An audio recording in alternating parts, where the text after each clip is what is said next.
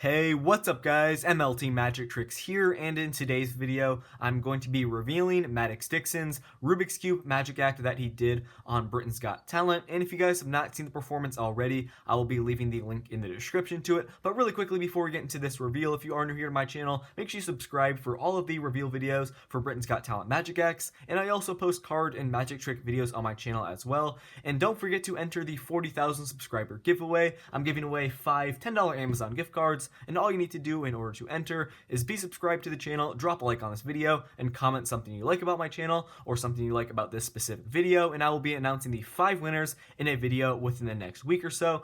So make sure you guys look out for that. And anyways, let's get right into this review. So I'm going to start off by talking about the first 2 Rubik's Cube tricks that Maddox did, and these were variations of the instant solve trick.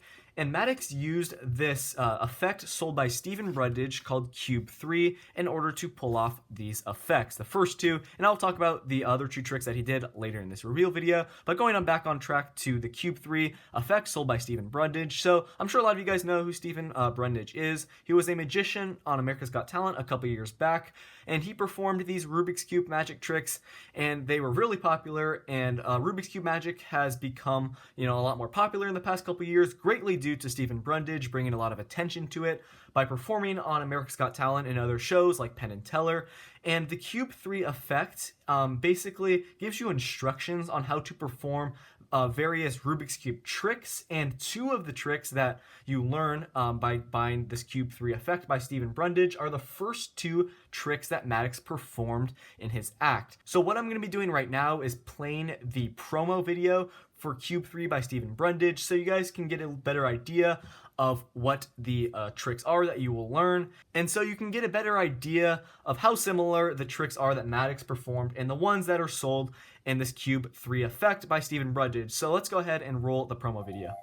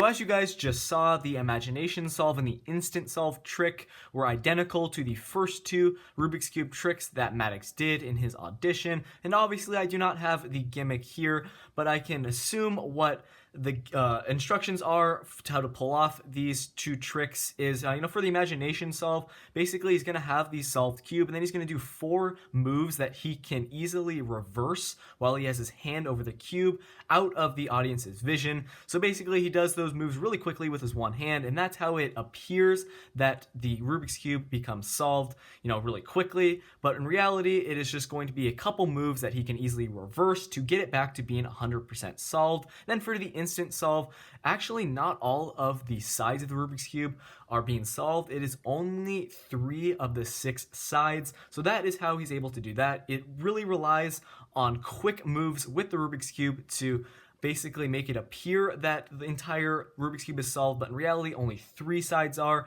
And you guys will notice from the video, he doesn't show us the entire cube in that first trick because the other 3 sides are not solved. The instant solve is a really famous and classic Rubik's Cube trick. There are a lot of tutorials on there for YouTube on how to perform it. But if you guys are actually interested in learning how to perform the instant solve trick, I will be leaving the link in the description to a tutorial on it. But also, Stephen Brundage will teach it. If you guys are interested in purchasing the Cube 3 effect sold by Stephen Brundage, I will be leaving a link in the description to it. So that is how Maddox did the first 2 Rubik's Cube tricks in his audition.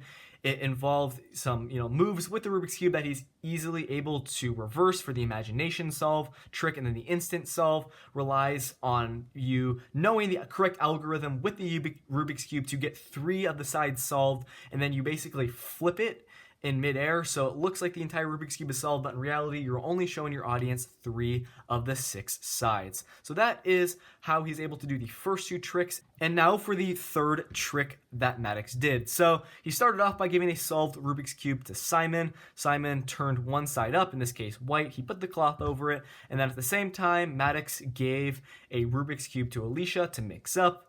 And then after Alicia was mixing up the cube, you'll notice that Maddox handed it back and he was doing some moves with the cube.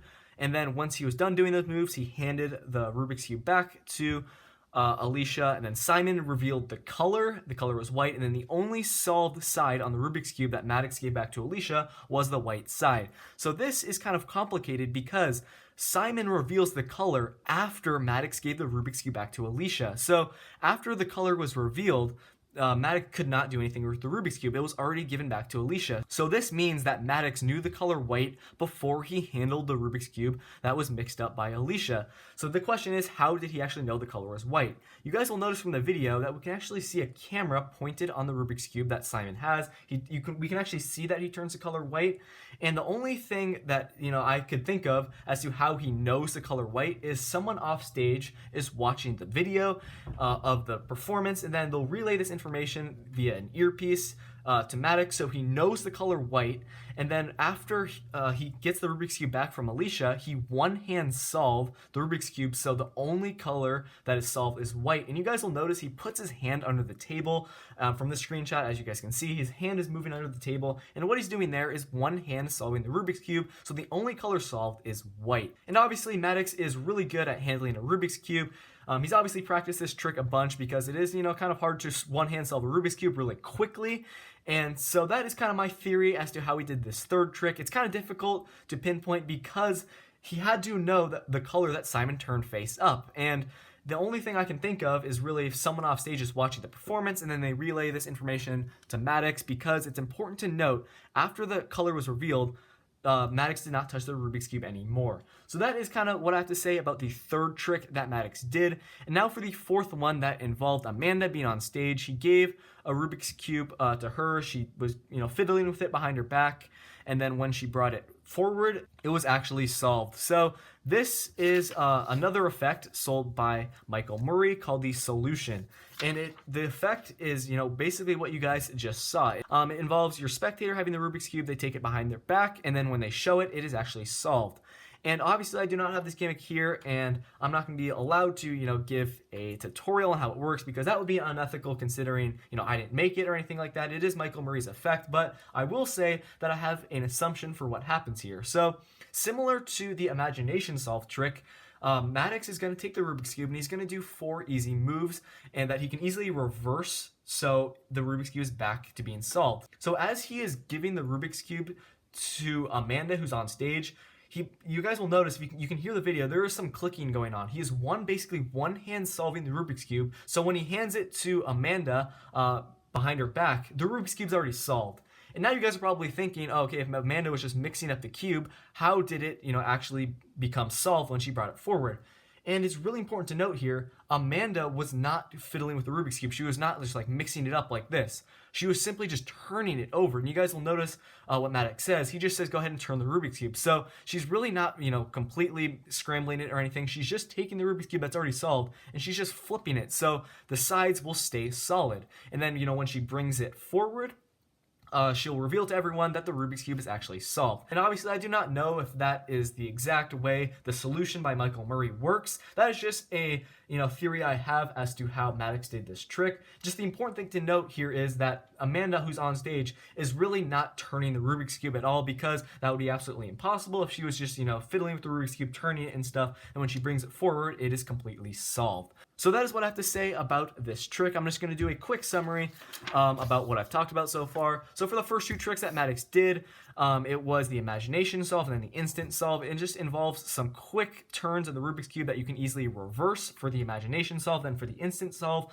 only 3 sides are solved, so he shows the 3 scrambled sides, he flips it, so you can only see 3 solved sides, and he may have used the cube 3 effect by Stephen Brundage for this, but it is obviously not 100% that he did this. He could have easily done it himself, considering the instant solve is a very popular Rubik's Cube trick. And then for the third trick, he must have gotten some assistance off stage because he needed to know that Simon chose the color white, and then he one-handed solved the Rubik's Cube, so the only color that was solved was white. He put that into Alicia's hand, and then she revealed that he actually correctly predicted the color that Simon chose. And then for the fourth trick, he gives a solved Rubik's Cube to Amanda, who's on stage. She's only turning the Rubik's Cube, not completely messing it up, so that's just important to keep in mind for that final trick, and that may have been this effect by Michael Murray called the Solution. I'm not 100% sure since I, don't have the effect, but I'll be leaving the links in the description to places where you can buy Cube 3 by Stephen Brundage and the Solution by Michael Murray. But that is going to do it for this video. I hope you guys enjoyed this one. Once again, everything I've explained in this video is by no means 100% correct. It is simply my speculation and analysis. Once again, make sure to enter the 40,000 subscriber giveaway. I'm giving away 5 $10 Amazon gift cards. All you need to do in order to enter is be subscribed to the channel, drop a like on this video, and comment something you like about my channel. But that is going to do it for this video. Thank you so much for watching, and I will see you guys in my next one. Peace out.